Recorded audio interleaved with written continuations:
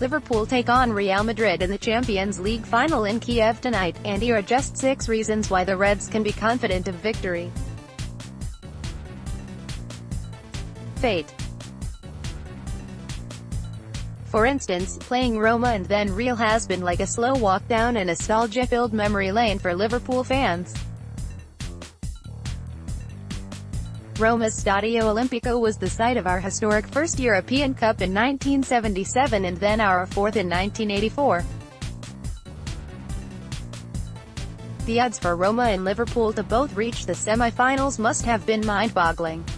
Liverpool's third European Cup triumph, 1981, was coincidentally against none other than Real.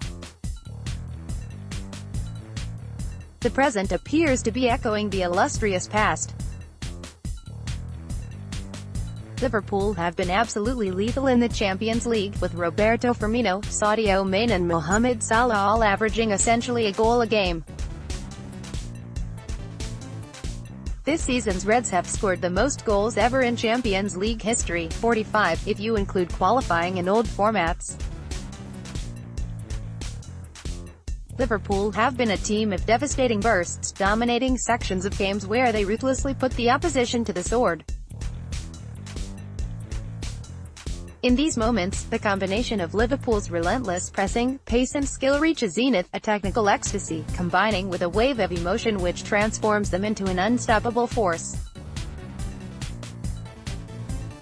Porto away, 5-0, Manchester City at home, 3-0, and Roma at home, 5-2, all appeared like helpless spectators as Liverpool entered their flow state. Real have won the last 2 European Cups, and 3 out of the least 4, a formidable record, but let's be honest, they are the old bucks against the young bulls.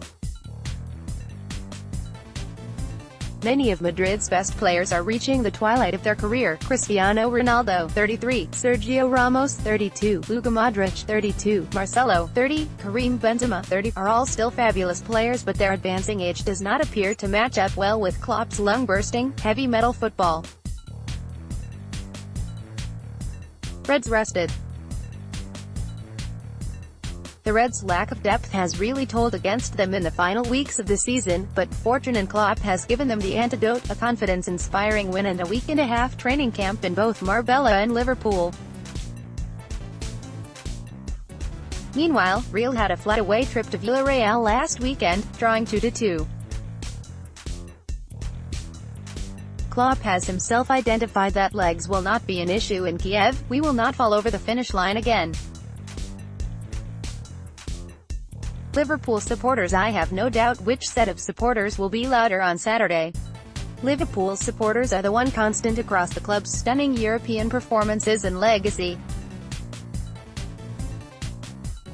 Forget the fat ladies singing, the dream is not over until the Copets say it is. If they can rouse a dour defensive-minded team like Rafa Benitez's legendary side of Istanbul to score 3 goals in 7.5 minutes, imagine what they can inspire this swashbuckling, offensive powerhouse of a team to achieve. Underdog mentality: Klopp's Liverpool have often inhabited the underdog mentality, sometimes to their own detriment, and frankly largely outgrown it, but against a Madrid team looking to win a 3rd European Cup in a row, and 4th in just 5 years, they are complete underdogs. The common feeling in Madrid appears to be that this is a simplistic final. PA's reporter Diego Torres believes this is the easiest final they have in front of them. Phil Kitromalides from Real Madrid TV argues that if they were a boxer, they might have a glass chin. If Real believe the late fade-outs in the Roma games are indicative of how the fresh Reds will perform in Kyiv, then more fool them. In a season of near invincibility for City, with just 2 losses in the league and 3 in the Champions League, Liverpool have inflicted defeats from just 4 games.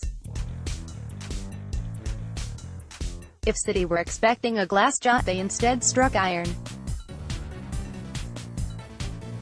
Madrid fans may sing, "We are the kings of Europe," but every king's reign comes to an end, and Jurgen Klopp's Liverpool are uniquely positioned to make it a destructively violent end.